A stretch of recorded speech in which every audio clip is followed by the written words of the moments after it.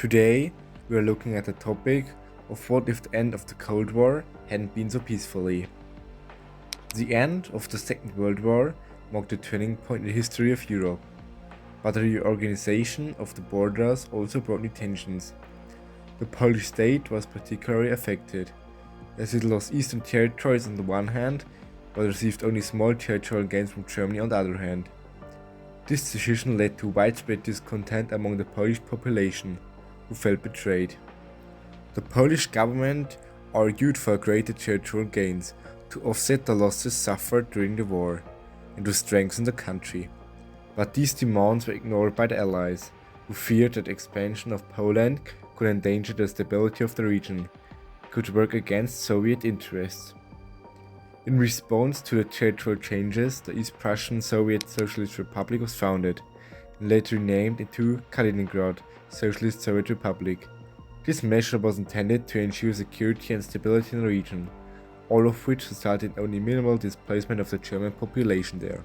The course of the Cold War remained largely unchanged as alternate reality, but Gorbachev actually began a policy of liberalization in the Soviet Union in the late 80s. While these policies brought some hope for political reforms and loosening control of the clan states, they also created a period of political instability. In 1989, socialism fell in Poland, marking a historic turning point and paving the way for democratic reforms. But unfortunately, ultranational forces took advantage of this political instability and took power. This new government aggressively pursued nationalist and expansionist goals based on the concept of a Greater Poland. This ultranationalist rhetoric not only fueled the tensions with neighboring countries, but also led to international concerns about the stability of the region. In particular, the areas of the Second Polish Republic remained a controversial issue, as a large minority of Poles still lived there. These territorial claims led to increased military buildup and a growing risk of military conflicts. Nationalist movements similar to those in Poland developed in Eastern European socialist countries, including the GDR, Romania, Bulgaria, and Hungary. Political instability and the collapse of socialism opened the door to ultranational forces that presented themselves as defenders of national interests. In the GDR, economic difficulties and political oppression led to its nationalist government. Calls for national sovereignty and territorial expansion grew in popularity, and ultranationalist groups pushed for a reunification of Germany under the leadership of East Germany. Shortly after the Kaliningrad SSR left the Soviet Union, it quickly joined East Germany. Romania, Bulgaria, and Hungary saw similar nationalist developments. In Romania, the Romanian minority played a significant role in neighboring countries, which led to territorial claims. In Bulgaria and Hungary, nationalist movements were fueled by economic problems and the desire for national self-determination. These countries quickly began to band together as they shared a common ideology and goals. So the Legion Pact was founded to combine the interests of the nationalist government and strengthen their position in the geopolitical landscape. This alliance sought to assert territorial claims and establish a new order in Europe, characterized by nationalist ideals. The collapse of the USSR in 1919 to 1991 was an important event that fundamentally changed the geopolitical landscape of Europe. With the breakup of the Soviet Union, many new states emerged that gained independence and pursued their own national interests. This created a period of uncertainty and political upheaval, which was used by various actors to strengthen their positions. For the Sovereign Legion Pact, which had already made territorial claims, the collapse of the USSR made an opportunity to conquer these areas. The weakening of the Soviet sphere of influence enabled the Legion Pact to further pursue its ambitions and expand its power. Ukraine in particular is seen as a target there. NATO entered dissolution crisis as member states had different views on the alliance's future. Some members argued for strengthening transatlantic relations and maintaining NATO as a major security institution. Others, however, called for greater independence from the USA and viewed NATO with skepticism. They saw the alliance as a relic of the Cold War that was no longer relevant and served only as a tool for American interests. In response to this disunity, a new alliance of Western European countries, mostly from the EU, quickly formed to prepare for future threats. This new alliance, called U-Force, sought to develop a common defense policy and ensure security in Europe. The emergence of U-Force highlighted the change in the European security architecture, the shifting balance of power following the collapse of the USSR. The beginning, the Sovereign Legion Pact was not seen as a major threat, because many of activities remained secret and were made public. This allowed the Legion Pact to secretly pursue its interests and consolidate its power, while attention was focused on other developments. The breakup of Yugoslavia, beginning in 1990, marked a dark turning point in European history that quickly escalated into a bloody conflict and shocked the international community. What initially began as political unrest quickly developed into a devastating civil war that destabilized the entire region and inflamed ethnic tensions. The collapse of the socialist Yugoslavia created a power vacuum that was exploited by various nationalist and ethnic groups to pursue their own independence.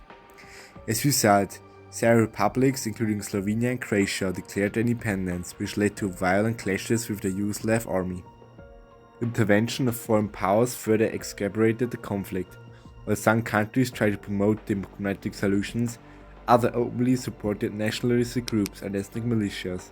The Sovereign Legion Pact, pursuing its own agenda, also intervened in the conflict by providing financial and logistical support for nationalist forces. In 1992, Poland, Hungary, and Romania intervened in Ukraine under the pretext of protecting ethnic minorities, supported by East Germany. This intervention caused a huge outcry because the hope for a peace of the Cold War was now finally collapsed. U-Force and the United Nations reacted immediately, condemning the invasion of Ukraine.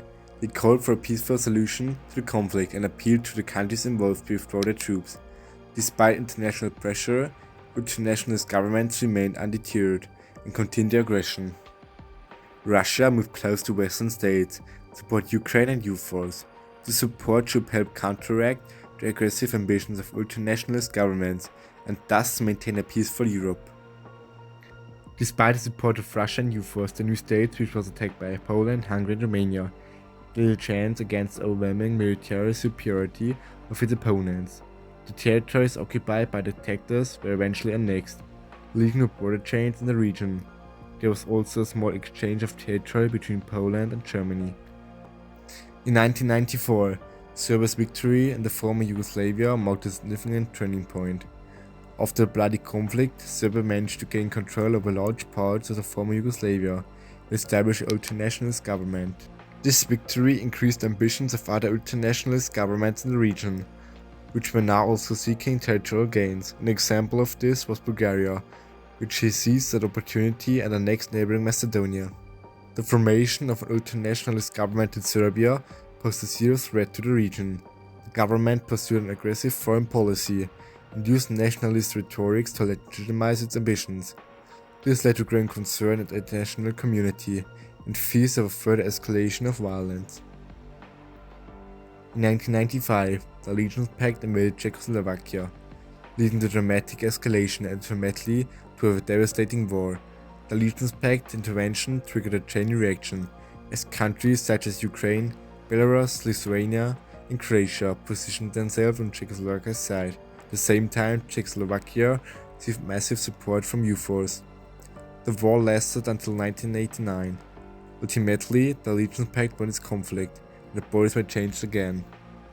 Czechoslovakia was divided, and large areas were annexed by Germany and Hungary. Belarus and Ukraine also suffered greatly from this. Large swaths of land must be ceded, and nationalist governments will be installed. Also, there are some other minor border changes, which you can see here on this map. The renewed outbreak of a war, so soon after the supposed end of the Cold War, deeply shocked Europe and the international community. Hopes for peace and stability were dashed, and the world was faced with the challenge of dealing with the consequences of this new conflict, which evoked a dark memory of times gone by. This was an episode of What If the End of the Cold War hadn't ended so peacefully. I hope you enjoyed this episode, and if you have any questions or if you want to give me feedback, please comment down below. I hope to see you soon. Bye.